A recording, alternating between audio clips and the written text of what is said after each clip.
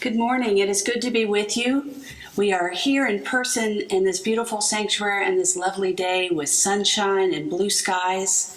We hope that you are comfortable and at home, or maybe even enjoying this service on the patio with a cup of coffee. Perhaps you're even still in your pajamas. We are here to be together on this day. I am the Reverend Christina Branham Martin, and I'm the interim minister here at the Unitarian Universalist Fellowship of Clemson. Each week, this community comes together to participate in worship, music, and reflection. This is where we seek to have our hearts opened and our imaginations fired. This is the place that reminds us that we are deeply connected to one another, to the world, and to all living things. Even though our building is closed, we gather together for online worship. And at 11:30 on each Sunday morning, we also gather for social connection on Zoom. The link can be found in our newsletter. Please join us. If you are joining us for the first time, welcome. This fellowship is a religious community grounded in the heritage and principles of Unitarian Universalism. We seek to create loving community, inspire joy and spiritual growth, and support courageous action. All are welcome regardless of religious background, political persuasion, ethnicity, age, ability, sexual orientation, gender, or expression. If you have a desire to explore questions of truth and meaning and are respectful of our diversity of people and beliefs here, you have found a kindred spirit of community. And if you'd like more information about this fellowship or about Unitarian Universalism, please see information on our website, which is uufc.org. On the website, you can find a way to get connected to our weekly newsletter so you can get links for all of the social events coming up. We also share our joys and concerns about our community, and we share our collective efforts to support social justice efforts in our local community. Please reach out to us if you would like to be connected. There are a couple of things happening within the UUFC community in terms of announcements. If you drive by the fellowship right now, you'll see a really large tent in the parking lot. We are in process of being in communication with the fire marshal and the city to get permitted. We will let you know as soon as we know when we can start meeting together outside. Our hope is to continue being live streamed in the morning and then to be able to meet outside. So fingers crossed so that we can do that really soon. And perhaps you didn't know that last year we acquired a fire pit. And so we have started doing fire pit gatherings again. They're behind the founder's house this direction. And we gathered last night and made s'mores and enjoyed each other's company. Please find the link in the weekly newsletter for you to sign up for upcoming nights. Perhaps you even can host a night. All the supplies will be available to you. The choir is meeting again. We will be singing together with the outside services. Perhaps you'd like to join in. We still have Vesper services on Wednesday nights with small groups here in the sanctuary at 5:30 to 6, a short service, mostly focused on a small talk and the sharing of joys and concerns together. It is so good to be in each other's presence. We still have things online such as bingo and novel circle, and we invite you to join in to those events. The last thing I want to share is that there's also a fundraising effort right now. If you're interested in traveling to Canada, to Ontario, there is a week-long vacation house that's being offered for an auction item.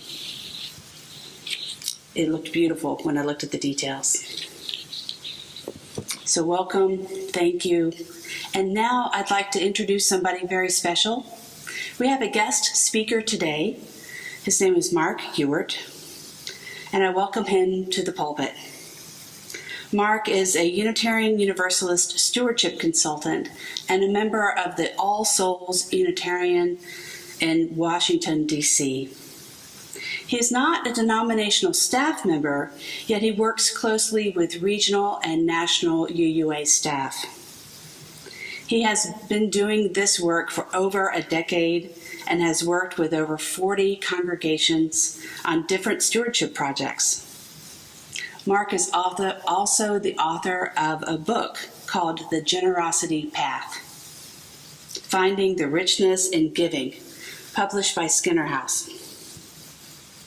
He is also an internationally certified leadership coach and a chartered advisor on philanthropy. Mark is with us this weekend in person and virtually to do what is called a Next Step Weekend program. And Mark will tell you more about this when he speaks. Welcome, Mark. He will now join us in the pulpit to share our opening words.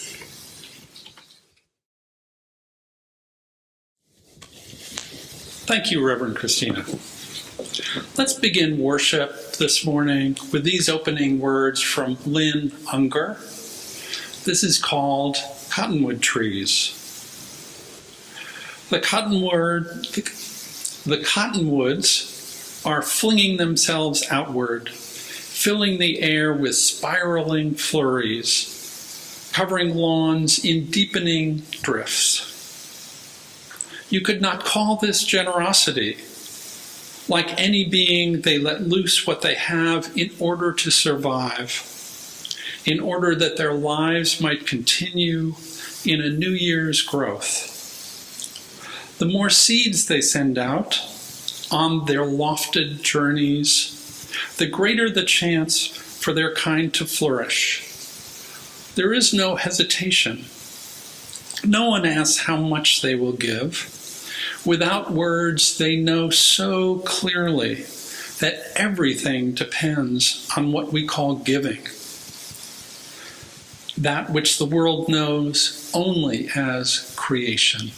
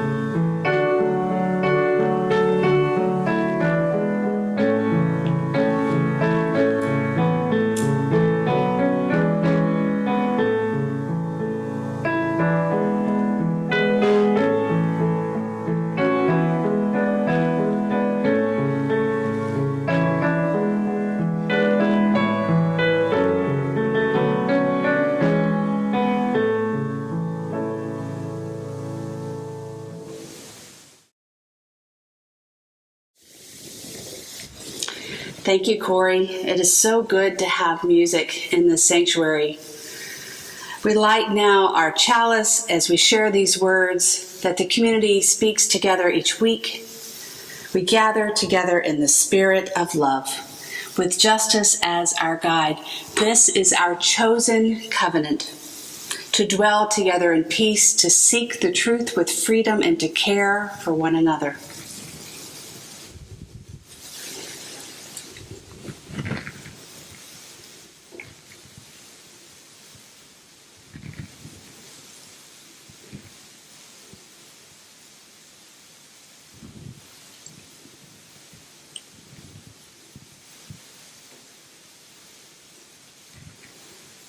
And doesn't want to light yet, but we'll get there.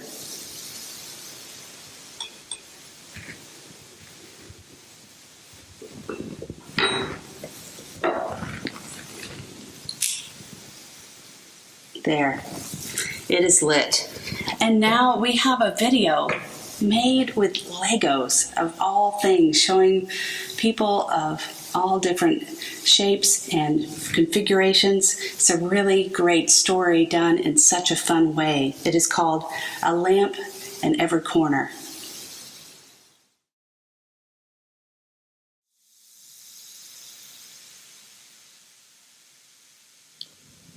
A lamp in every corner.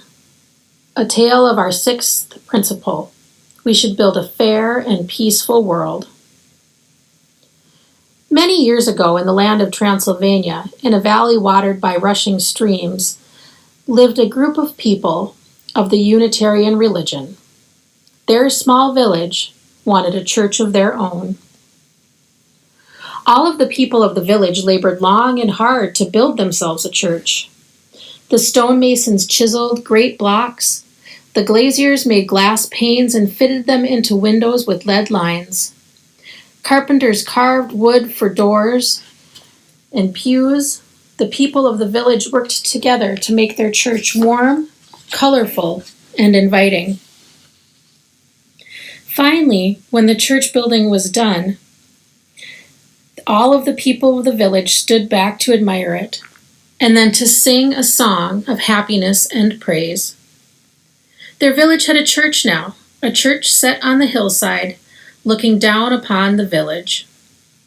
"We will eat now," announced an elder of the village, because everyone was hungry after their long days of work. "And later tonight, we will come back to pray and celebrate."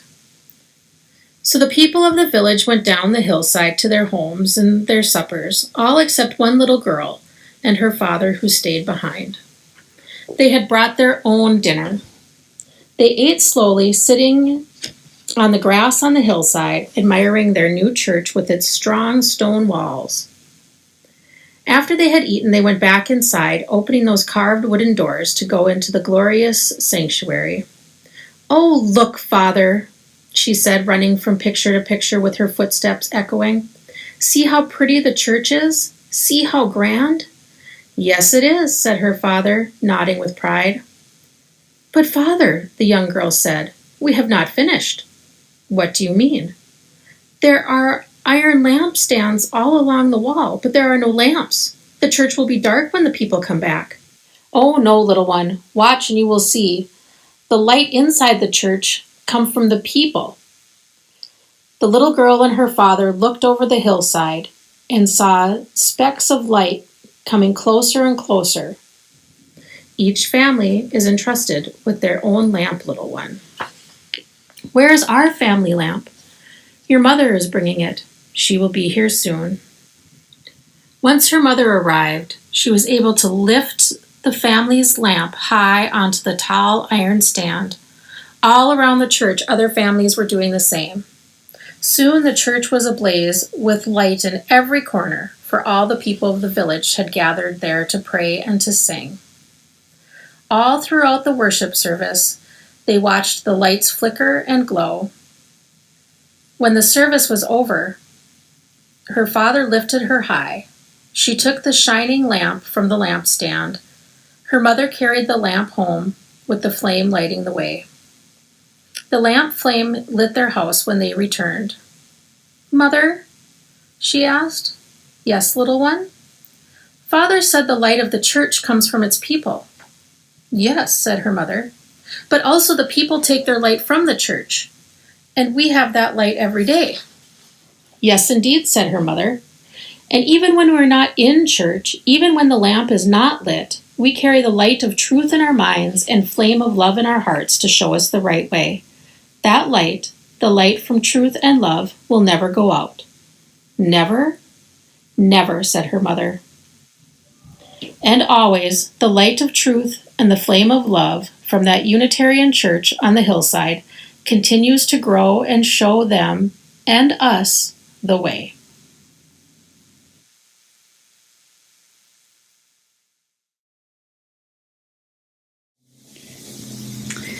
We now join together to share our joys and concerns.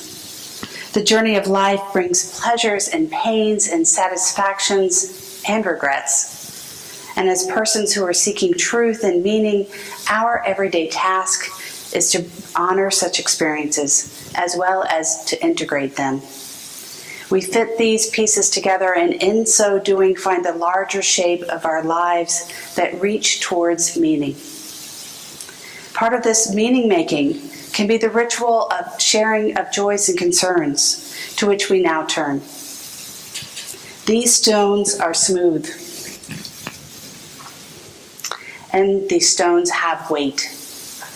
They're indicative of both life's pleasures and times of ease, as well as burdens and times of heaviness. This week, we have quite a few heavy stones. This stone is for all of those in this community dealing with long-term and short-term health issues. We want to support you. Please let us know where you're going through so we can be with you. This stone is for Paula Husingfeld and Jorge Medina. They are mourning the loss of their nephew, who lived in Mexico with a large family. Unfortunately, he died of COVID last week, and they are separate from the family in Mexico. It is so hard to mourn far away from those who you love.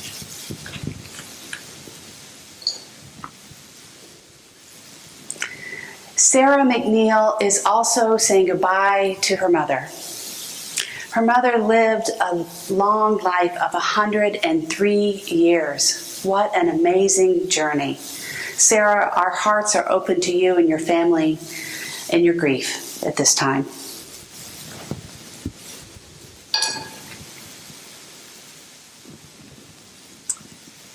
Jim Alexander is home. He is sick with COVID, a breakthrough case, and Martha is caring for him in the same home. Jim, please get well soon. And Martha, I hope you stay well in this process of quarantining at home.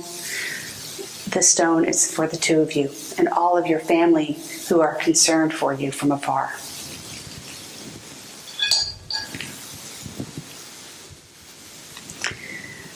This stone is for all of us in this country who are aware that the number of COVID deaths has surpassed the number of the flu epidemic of 1918.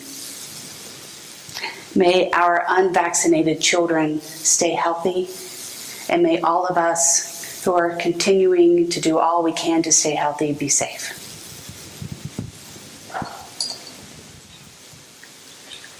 I add this final stone for the things unshared at this time. Know that a burden shared is halved and a joy shared is doubled. What touches one of us touches all of us. May we be together in community at this time.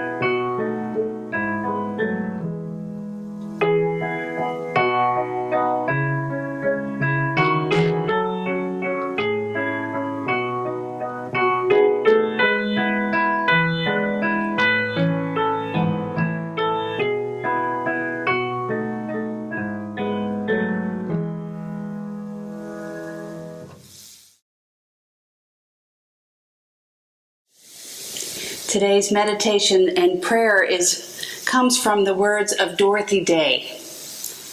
Day was an American journalist, activist, and proclaimed anarchist who was born at the turn of the 20th century and lived to 1980. She was converted to Catholicism in her early life, and at the age of 20, she marched for women's suffrage. She was arrested and imprisoned for a period of time. She stated that period radicalized her. It radicalized her to serve the poor, and it also strengthened her faith.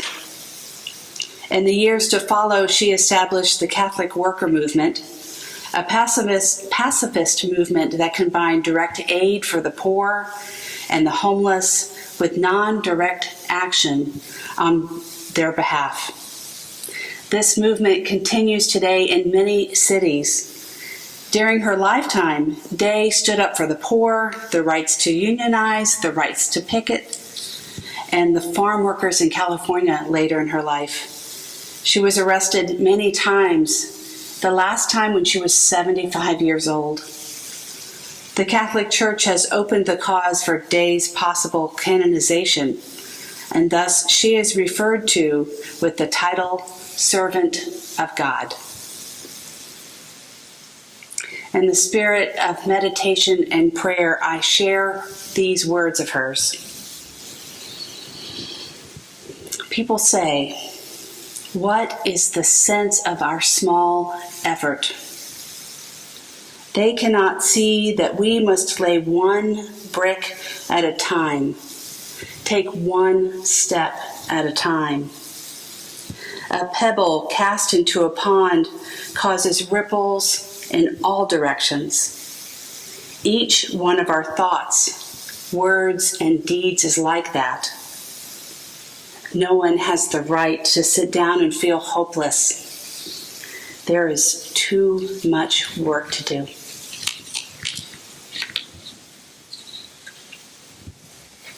May it be so.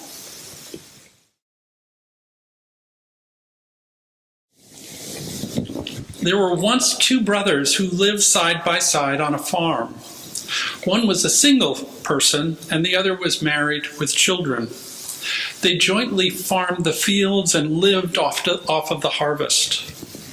And they always shared evenly in its yield.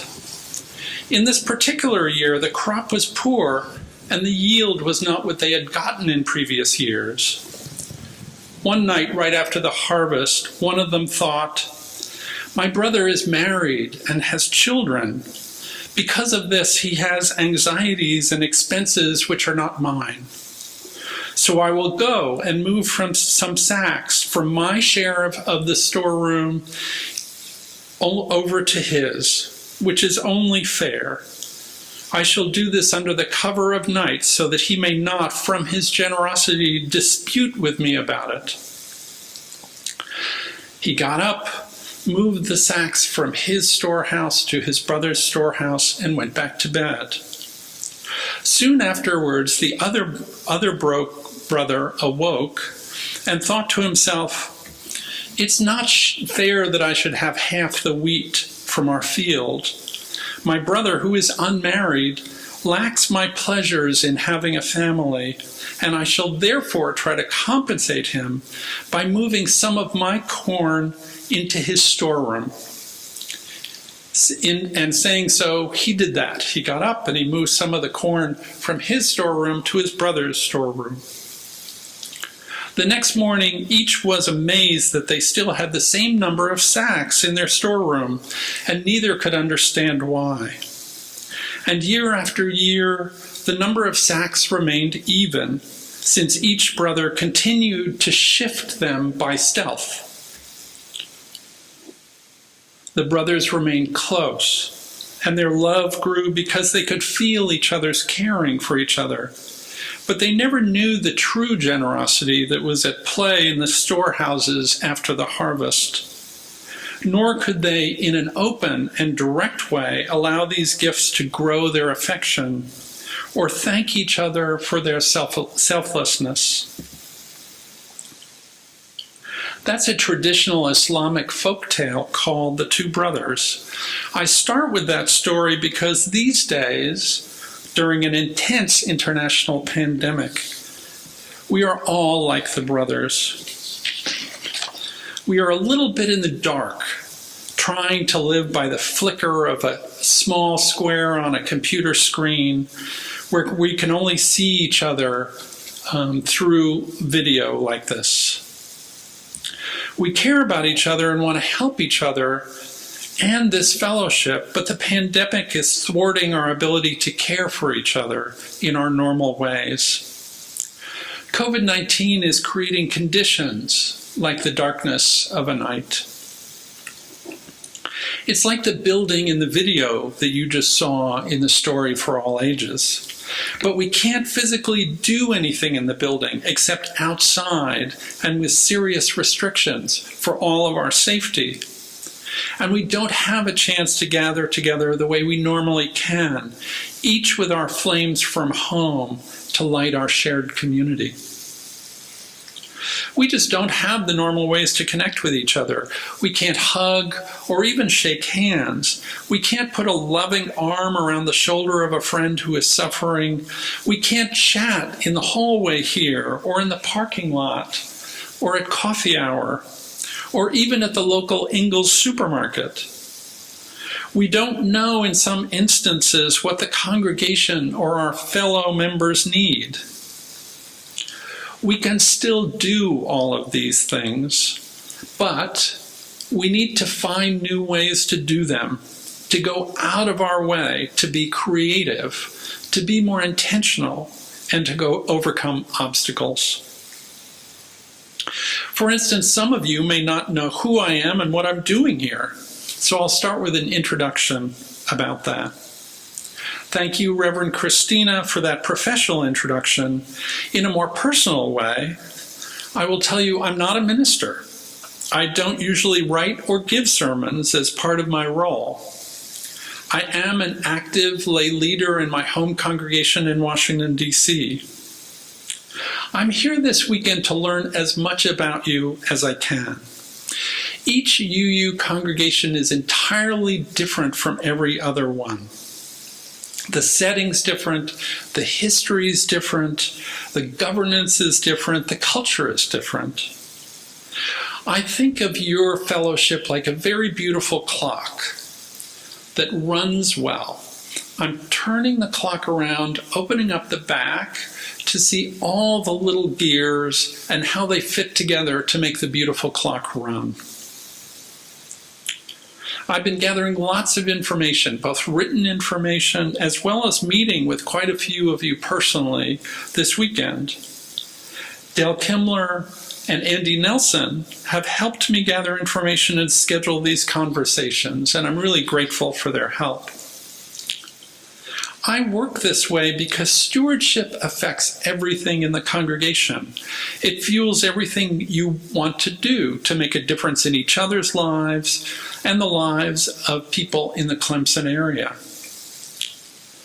It forces you to make hard choices when you have to and can prevent you from doing some things that you really want to do. On the other side of the coin, everything affects stewardship. If the board is healthy and trusted by the congregation, if your religious educator is resourceful and inspiring, which she is, if you move to online worship and other services go well, and you, the members, all hang in there and keep engaging, then stewardship can be vibrant and healthy. Growing out of this process, I'm going to report to the board who you elected to represent you and to Reverend Christina, your interim minister, about what your opportunities and challenges are in the area of stewardship. I'm not evaluating the congregation, judging, or grading you. I'm not going to make global pronouncements about your future. I am going to make recommendations. Some of them are going to be short-term things that you can do. Some will be longer-term projects. The board and Reverend Christina will decide which of these recommendations the congregation will take up. what you can do now with the capacity that you have now. Some of them they will probably set aside until conditions for addressing them are better. The board will report to you on the whole process and what they're planning to do with the outcomes. In order to give you some ideas and perhaps some hope in the area of stewardship, I want to tell you a few stories from members in congregations where I have been working in the last few years during the pandemic. They're all true stories, either told to me personally or told publicly to their congregation. I won't be using their names because they've not given me specific permission to tell these stories for this particular occasion. The last one does not come from during the pandemic, which you will hear when I tell you about that person.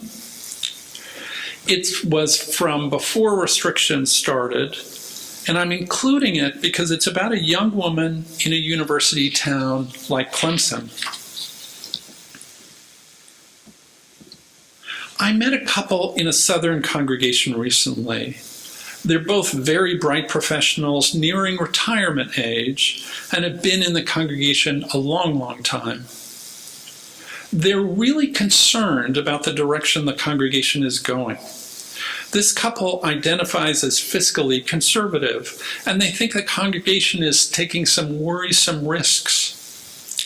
They're also concerned that the congregation won't be able to fulfill their plans and will wind up in trouble, taking years to deal with the recovery and making it hard for the congregation to grow.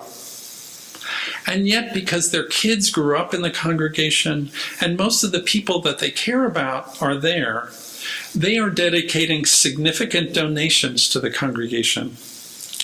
Although they don't agree with everything that's being planned, they know that other lay leaders are being careful and serious, and the majority of the members support the projects, so they want to stay with them.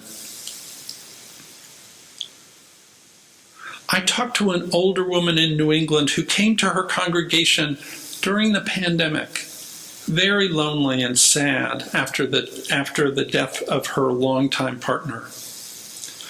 She was welcomed into the congregation quickly and surrounded with caring, even at a distance. But she came to realize that her life really changed when she instead stepped in to volunteer and give generously to the congregation.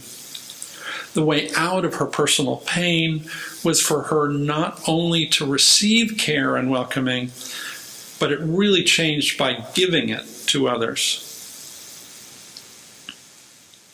I got to know a retired couple, members who had changed their will so that they're giving a big gift to their congregation now, so that the congregation can be more visible, active, and welcoming in their town.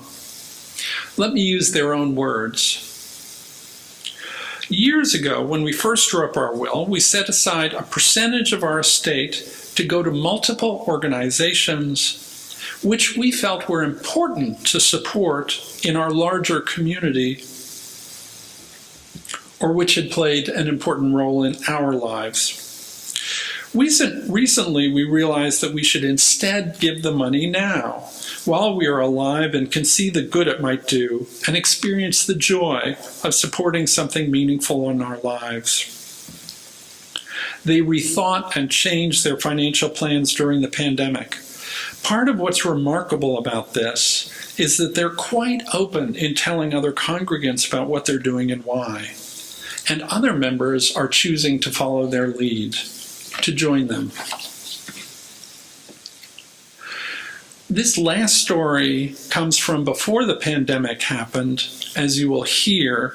It's about a female college student in a Midwest university town like Clemson. A friend at school had invited her to the fellowship to attend service. She says she fell in love with it that day, but, and I quote her, "At the time, membership really meant one thing to me, giving money. And as the stereotypical broke college student who really just wants to spend money on less wholesome things, I was really reluctant to join. After all, I'm a student. When I'm lucky, I can hold down a part-time job on campus and babysitting gigs on the weekends. I just didn't feel like I could contribute. As she got to meet and spend time with other young people in the congregation, they started inviting her to do things with them like hiking and picnics. She says, inviting me into their homes and feeding me, a huge deal for a starving college student. Something to eat besides cafeteria food and ramen. Suddenly, I had pals to sit with during the service. I had people to meet after the sermon so that we could carpool together to the next potluck. Almost without even realizing, the church community sucked me in, and I really wanted to be part of it. I wanted to be a member.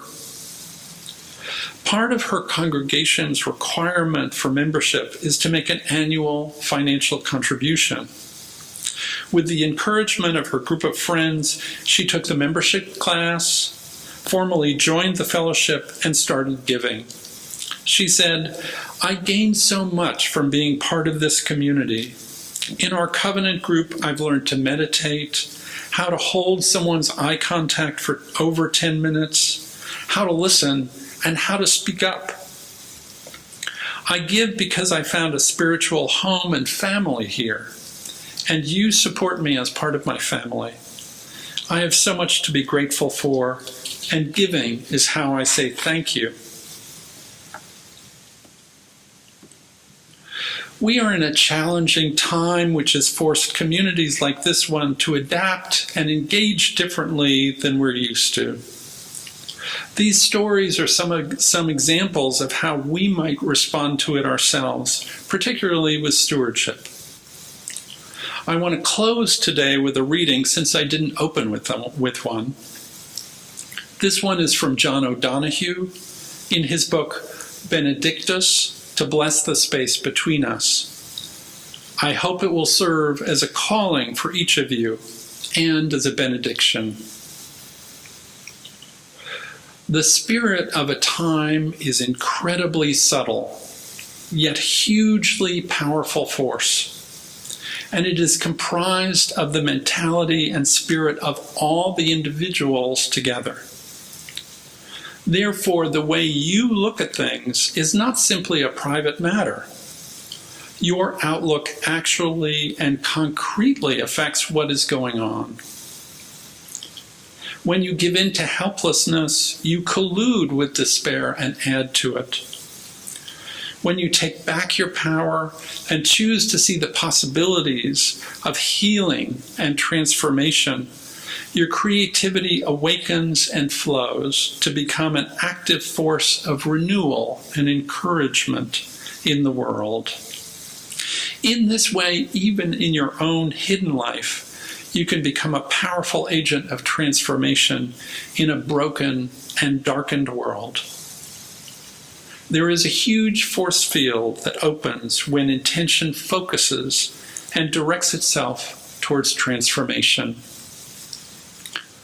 May it be so.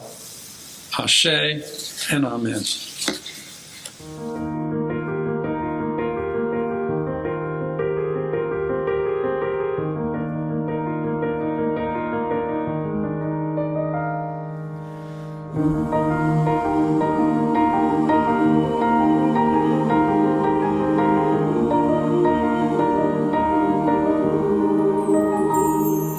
My life flows on in endless song above earth's lamentation.